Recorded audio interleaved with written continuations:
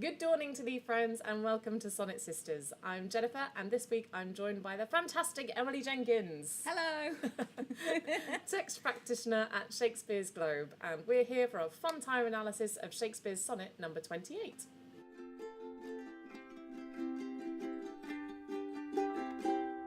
So welcome, Emily. Hi, a pleasure to be here. Thank you for inviting me. Oh, thank you. I'm super excited that you're here. Me too. Cool.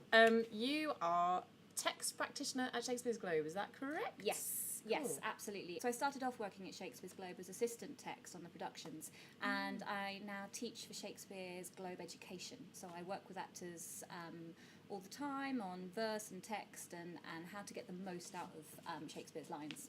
Great. That answers my next question. Is there any more detail of what that entails? I feel like you've covered it. I feel like I kind of covered that. But I suppose when you're acting Shakespeare, there's a lot of things that you have to think about. You know, there's a lot of technique and also just trying to get to the emotional heart of things. And Shakespeare's Globe is very special because they have people who are dedicated to really looking at the language and the text and the rhythms and using those to help an actor understand how a character is feeling in that moment. And rather than it being something that you're trying to fight against, going, oh, iambic pentameter, how do I do this and actually play a truthful character, we work with actors to say, well, actually, the iambic pentameter or the prose can really help you connect with the emotional qualities that are happening in that moment. So your job is mostly geared towards the sort of practical side of it and the performance element, obviously, of acting Shakespeare's, not just in the text as a written thing. Absolutely. So everything I do is helping actors perform Shakespeare. So this is really exciting because I don't actually get to look at sonnets very often. Yeah. Because it's a written form as opposed to a spoken form, generally speaking. So this is really exciting for me to get to the chance to just indulge in a bit of sonneting. Have you always had a love of Shakespeare's work, or sort of when did that start to bubble up? Yeah, so I had a really weird childhood, which is because my dad was obsessed with Shakespeare. Okay. So I was brought up, I mean, even at the age of kind of 6, my dad would quote Shakespeare lines to me, and I would have to guess what play it was from. That's amazing. So it sounds amazing. I wouldn't recommend it as a child rearing method. However, it meant that as I was, learning to talk, as I was growing up, Shakespeare just became a second language to me. And people sometimes say it's another language, which I would argue over, but the syntax is definitely different. And because I had it just drilled into me from a very early age, it's kind of very natural to me now, which is brilliant. And I think that's probably what started my journey through Shakespeare, because I didn't necessarily have the same struggle that most people do when they encounter it for the first time at GCSE or something. When you read it and you just go, ugh, what is this rubbish I have to work on? You know what I mean? I didn't have that bit to fight. And so that's kind of how I've ended up where I am, I think. That makes complete sense, because I was thinking, when I saw your initial reading, you were like, oh, this is the first time, don't really know it that well. No, I have never seen it. I've never read it before, which I feel a bit guilty about. But amazing. No, that's perfect. That's even better. You read it extremely naturally, and it makes sense if you had Shakespeare inside you since you were 6, essentially. Yeah, pretty much. And obviously I now spend most of my life listening to actors perform it and speak it. But it's funny, I still, every time I go to a Shakespeare play, like, it does take the first 5 minutes for me to tune in. Yeah. Which I think, is entirely natural and everyone does. But yeah, I mean, I know we'll talk about the sonnet, but I think what's really interesting about Shakespeare and this idea about it being hard to understand, 95% of the words that Shakespeare uses are words that we still use today. Yeah. So it's not a different language, it's not different words. The problem is the order of the words. Yeah. And that is the thing that we've changed and evolved. Yeah, that's the syntax that you have to try and cope with, which I feel I'm getting good at. But as you guys will see, I didn't get it right 100% of the time first reading. There were some bits where I don't think I interpreted it right first time. Sure. Has working around, this reconstruction of Shakespeare's Globe in that environment, both at the Globe itself and as part of Globe Education, how has that affected your understanding of the text, if at all? Oh, massively. And I think, and again, we're talking about sonnets today, which is a written form, which I'm not as expert on. But certain things that you learn working on Shakespeare with actors is the fact that actually Shakespeare did not write his plays, which is what I'm kind of more knowledgeable on. He didn't write his plays to be read. And if you try and read a play in your head just without saying it out loud, it is so boring. Yeah. It is so boring, and you don't understand what anyone is saying. Yeah. However, the second you speak it out loud, it makes sense. And the reason it makes sense is because he's not trying to write great poetry in his plays. Like, he happens to, because he's a genius. Yeah. But what he's trying to do is write human beings trying to express a thought or a feeling or figure out how they feel. I mean, it's not even worth saying they're eloquent, because, you know, if they were really eloquent, they could say it in a line rather than the 14 pages of to be or not to be. Do you know what I mean? Yeah, absolutely. They're just trying to figure something out. So that's one thing I've learned, which is not to kind of see Shakespeare as just trying to be clever all the time. He's actually just trying to write human feelings. And the other thing that's really interesting about working at Shakespeare's Globe is the relationship that actors have with an audience. You know, nowadays we have theatre spaces where the audience are put into black. You know, the lights are switched off, we sit in darkness like in a cinema. We've got actors over there in the light talking just to each other, and we just watch it happen.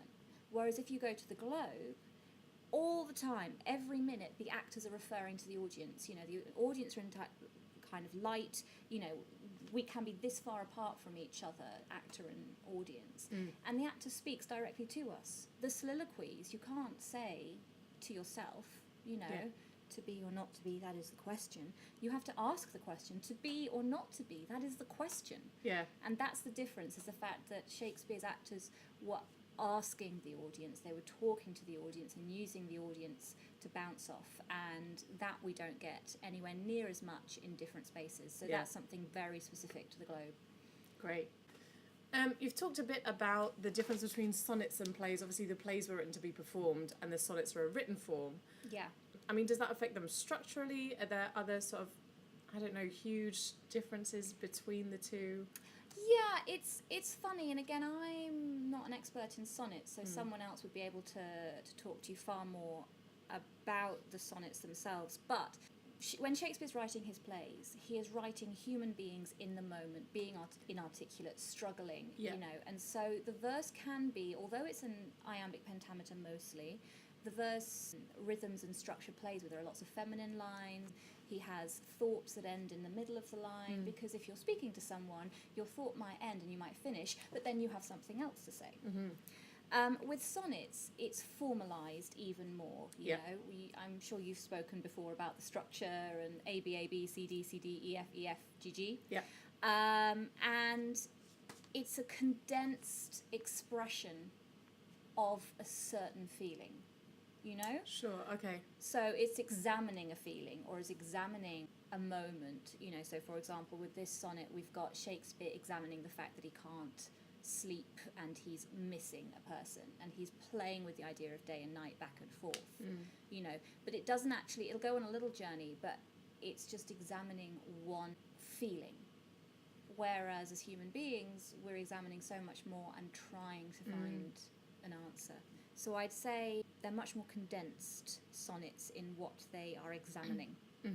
That makes a lot of sense, because I have to say, in doing this project, it has felt more difficult in performance to make it feel really natural compared to the speeches within the plays, which, as you say, are written with a thought finishing in the middle of a line and things running on from each other and thoughts changing all the time, like this from this to this, because that is how we generally talk and how we think.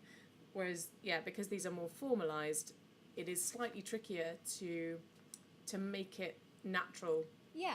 Yeah. Absolutely. He's not writing human speech, which is what he's doing in this plays. Yeah. He's writing a poem. Yeah. You know, and a poem is something very constructed and very formal. So it's much harder to be in the moment with it, because it's more cerebral than that. Absolutely. Yeah. Although, interestingly, there is something near the end that we're going to talk about, which does pop out through performance and through speaking it aloud. But we'll get to that later. Do you have any tips for me as a performer going into to do this sonnet in terms of performance? So, I mean, it's very different anyway, because these are more formal. They're not quite as connected to human speech as the verse in his plays. However, I would say go to the quarto and look at the quarto when you're going to perform it, because the quarto has far fewer commas. And every time you see a comma when you read out loud, you suddenly think, I have to pause. And that's not actually what a comma means. A comma means re-energizing. It means changing the direction on the thought, rather than slowing down. Yep. So, for example, in this sonnet, if I look at the modern version of the line, it goes, I tell the day, comma, to please him thou art bright. Right? So I would read that as, I tell the day, to please him thou art bright. However, in the quarto, there's no comma. Right. So you just say the line. Yeah. I tell the day, to please him thou art bright. And you get to the end and you get to the point, and it doesn't feel as slow. Yeah. That would be my one tip for all Shakespeare, not just sonnets, is ignore the commas as much as you can. Use them to jump onto the next thought, not to slow it down. Great. That's kind of it. Something that's interesting when you read Shakespeare out loud in your own accent, but where the rhyme doesn't work, is you have to just imagine that the rhyme works. So heaven and even. If you're convinced that heaven and even rhyme, then everyone else will be too. Great. Those are my tips. Because I will not be doing this sonnet in original pronunciation. Shame. I'm Wimp. sorry. Wimp. Oh. Hey, if anyone wants to give me a masterclass, that'd be great. Those are the main tips for speaking verse, be it in plays or sonnets. Do you have any top tips for students studying Shakespeare that might be like, ooh, this is tricky? Read it out loud. Read it out loud. Read it out loud. Do not read it in your head. It's boring if you read it in your head. And the reason I say that is because it just tastes good. And if you really connect the words to the feeling and try, and it's not about accent, but articulating all the sounds create the feeling. And then it's much easier to understand. So that is my big tip. Always read Shakespeare out loud. On your own, in public, do it like that way. Do you have any like random facts that you've collected over the years, either about Shakespeare or about the sonnets? Well, I've chucked a few in already. 95% of the words that Shakespeare uses, we use today. Yep. And I think it's 1,166 words we still use that Shakespeare created. So, although I'm not 100% on the latter, I think it's worth just saying that not all the sonnets are good. 145, when you get there, it's rubbish. It's so bad. It's so bad. You've got a while away, but it's so bad. And there are a few others. So just because it's a sonnet doesn't mean it's brilliant. Great. Just because it's by Shakespeare doesn't mean it's brilliant. Now, Shakespeare is brilliant, and he writes great things, but he is a prolific writer. Yeah. And he's writing for years and years and years and years and years and years. Now, he's extraordinary because of the amount he produces and the high quality he produces. Yep. But that doesn't mean that everything he's producing is perfect. No, of course not. So try and connect to it and then go, all right, is this actually good or not? Well, thanks very much. What else are you up to at the moment? Is there anything you'd like to mention? Well, not Shakespeare related. So when I'm not working on Shakespeare, I do a lot of writing, and I write a lot in rhyme. Yes. I wonder why. And a play that I wrote that you came to see, Cookies, is actually out today. It's on film. They filmed the production, and it's free to stream and download. Fantastic. From the masterclass.org.uk website.